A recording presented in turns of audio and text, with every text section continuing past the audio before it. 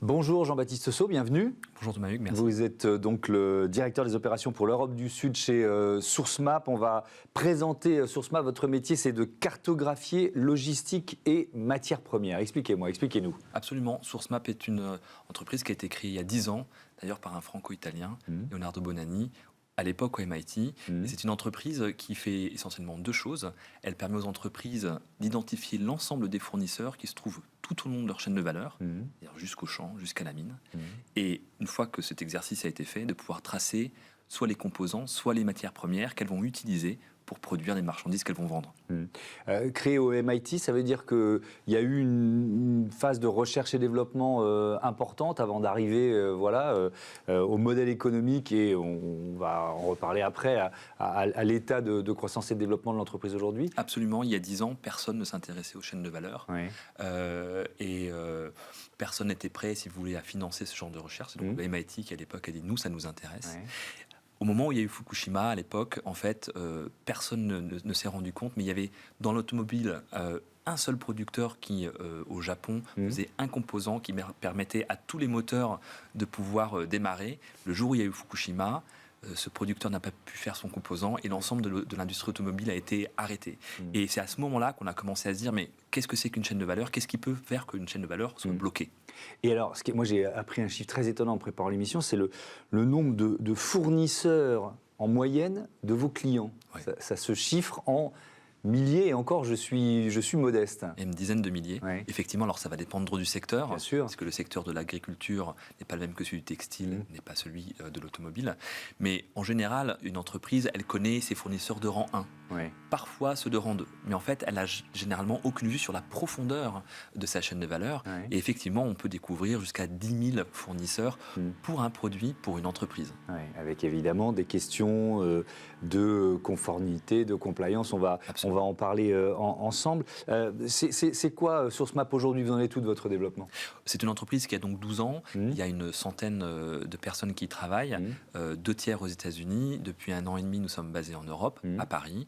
Et nous avons une équipe d'une vingtaine d'experts, notamment de spécialistes dans différentes verticales. Ça veut dire des spécialistes en agroalimentaire, des ingénieurs, des spécialistes du textile et des spécialistes de l'automobile. Ouais. Alors, on va rentrer dans les enjeux de décarbonation. Qui sont vos clients et depuis quand ont-ils pris conscience que justement ce que vous proposiez pouvait leur permettre d'améliorer leur bilan carbone? Nos clients, ce sont des entreprises internationales, européennes ou américaines, qui ont une activité globale.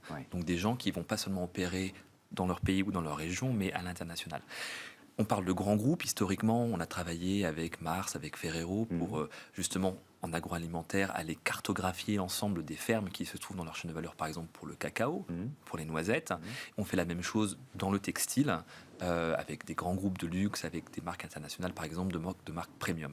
Et ces entreprises, aujourd'hui, elles se trouvent à un moment très particulier, parce que les règles qui étaient celles du commerce international sont en train de changer, de bouleverser la façon dont on... En Europe, aux États-Unis, partout. Absolument. Et notamment avec des enjeux de décarbonation, avec des impératifs environnementaux qui n'existaient pas auparavant. Il y a des enjeux de décarbonation, mais en fait, on va bien au-delà de la décarbonation.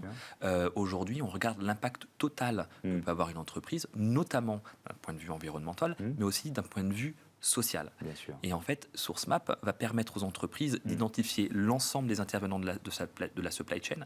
Une fois que ce travail a été fait, alors on peut faire remonter de la donnée, qui est soit de la donnée de décarbonation, mais aussi, par exemple, l'identification de risques comme le travail forcé ou alors la désertification.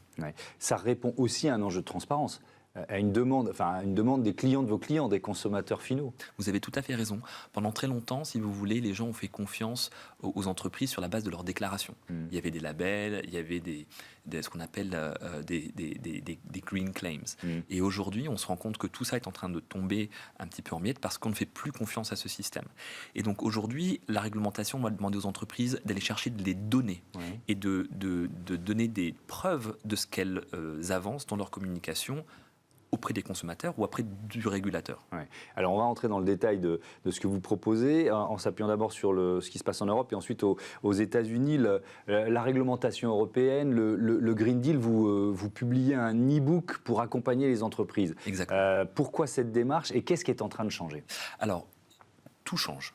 Aujourd'hui, les entreprises pouvaient simplement faire une commande à leurs fournisseurs, en gros se laver les mains et vendre leurs marchandises. Vous savez qu'il y a une loi en France qui a été mise en vigueur depuis un an qui s'appelle la loi AGEC et qui regarde en gros la façon dont on fait les produits, comment ils sont conçus, comment ils sont produits et ensuite comment on en parle. Et bien en fait, c'est la même chose qui se passe au niveau européen avec ce qu'on appelle le Green Deal. Et il y a ce qu'on appelle une avalanche de législation qui est en train de se mettre en place. Et en fait, les entreprises vont devoir vraiment justifier et regarder auprès la façon dont elles font toutes ces étapes.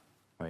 Et donc, pour une entreprise, prenons l'exemple d'une entreprise française de taille mondiale, puisqu'on a bien compris que c'est à ces entreprises que vous vous adressez, et qui donc est soumise à des réglementations qui étaient déjà nombreuses et qui sont toutes en train de changer. Donc, c'est quoi? C'est un défi qu'elle ne peut pas relever seule, en quelque sorte, de se mettre en conformité avec toutes ces réglementations? Absolument. C'est des grands groupes, ils ont des services juridiques, la compliance, ils connaissent. Enfin, vous voyez ce que je veux dire? Absolument. Il y a deux niveaux de problèmes, si vous voulez. Le premier, c'est comprendre ce que dit la loi. Il va y avoir une vingtaine de lois, en gros, si on regarde les lois nationales, européennes et américaines. Et la deuxième chose, c'est quels sont les outils pour pouvoir le faire. Aujourd'hui, on se rend compte que ce qui est sous-jacent à l'ensemble des lois, c'est deux choses. Connaître la supply chain, donc aller découvrir l'ensemble des intervenants. Et la deuxième chose, c'est la traçabilité. Contrairement à ce qu'on pense, découvrir l'ensemble des gens sur leur supply chain, c'est quelque chose d'extrêmement compliqué. Parfois, vous avez des services achats où vous avez 2-3 personnes qui travaillent sur Excel et qui n'ont pas le temps, en plus de leur travail, d'aller identifier l'ensemble des gens de la supply chain et surtout des gens qui ne vont pas leur répondre. Donc SourceMap est là pour les aider à faire cette découverte et à engager les fournisseurs dans cette relation. Oui, ça permet ensuite de faire, d'intégrer les enjeux environnementaux ou sociétaux du grand groupe jusqu'au bout de la chaîne de valeur. On peut prendre un exemple, c'est par exemple l'huile de palme.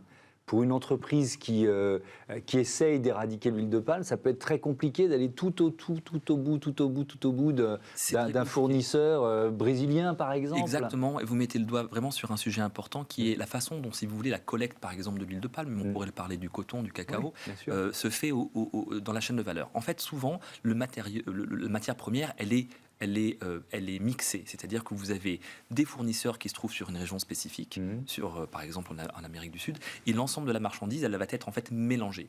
Tout l'objectif de la Commission européenne aujourd'hui, et aussi des États-Unis, c'est de dire, attention, on veut pouvoir tracer chaque fournisseur, on veut pouvoir l'identifier, le mettre sur une carte, et savoir si ce fournisseur produit une marchandise qui ne sera pas mélangée avec celle de tel autre fournisseur, pour être certain qu'à aucun moment, il y ait des risques de déforestation ou de travail forcé dans un produit qui va être vendu en Europe. Et par conséquent, si vous utilisez de l'huile de palme qui est mélangée, vous ne pouvez pas le savoir.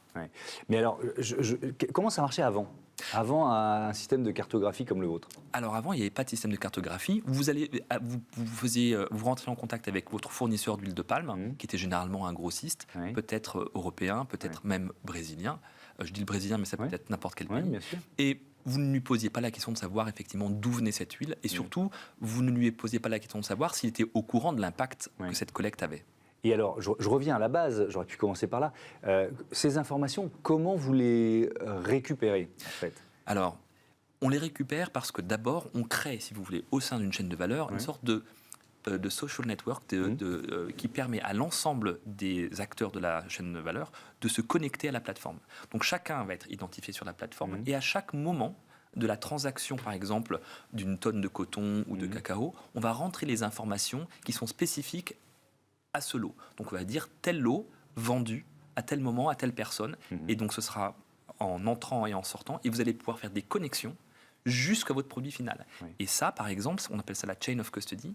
C'est ce que demandent les États-Unis. Si, par exemple, vous avez un container de marchandises qui arrive à la douane, ils vont vous dire, prouvez-moi qu'à aucun moment, la marchandise qui rentre dans ce pays n'est passée par telle ou telle région du monde, et notamment, en l'occurrence, du Xinjiang, puisque aux États-Unis, vous savez, la loi est spécifique au travail forcé des Ouïghours. Oui, alors il y a une loi, effectivement, une loi vraiment là-dessus qui est passée, je crois, il y a un peu plus d'un an, c'était en juin 2022, contre le travail forcé des Ouïghours. Donc là, on est sur une population, une région du monde, on peut faire le bilan un an après. Qu'est-ce que ça a donné comme effet? C'est à la fois très efficace, si vous voulez, comme approche, celle des États-Unis, puisqu'elle est d'abord dirigée contre un pays, une région, et surtout, elle a décidé tout de suite de saisir des marchandises et de les garder au port. Donc on a plus d'1 milliard de marchandises aujourd'hui qui est détenu par la douane américaine. 1 milliard en valeur, 1 milliard de dollars en valeur. Excusez-moi, en valeur. Et des entreprises à qui on demande de donner des preuves. Et aujourd'hui, si vous voulez, le problème de ces entreprises, c'est qu'elles n'ont pas forcément eu l'opportunité d'aller collecter ces données. Elles viennent nous voir, elles nous disent comment je fais. Et on vous dit, c'est très simple. Vous allez faire en 2 étapes. Vous allez d'abord découvrir votre supply chain. On peut vous aider à le faire. Et la deuxième chose, vous allez tracer l'ensemble des lots qui rentrent dans votre marchandise. L'Europe n'a pas la même approche. Vous savez qu'en Europe, on n'a pas le droit d'avoir une approche qui est spécifiquement dirigée vers un pays. Et donc, ces problématiques qui sont les mêmes, la déforestation et le travail forcé, elle est appliquée à l'ensemble des matériaux sur l'ensemble de la production mondiale. C'est peut-être un peu moins efficace? Alors, ça peut être moins efficace, mais en même temps, ça veut dire que l'ensemble des bonnes pratiques va être mis en place par l'ensemble des entreprises sur l'ensemble des chaînes de valeur. Merci beaucoup Jean-Baptiste Saut et à bientôt sur Bismart. On passe au zoom de cette émission, la mobilité décarbonée au programme.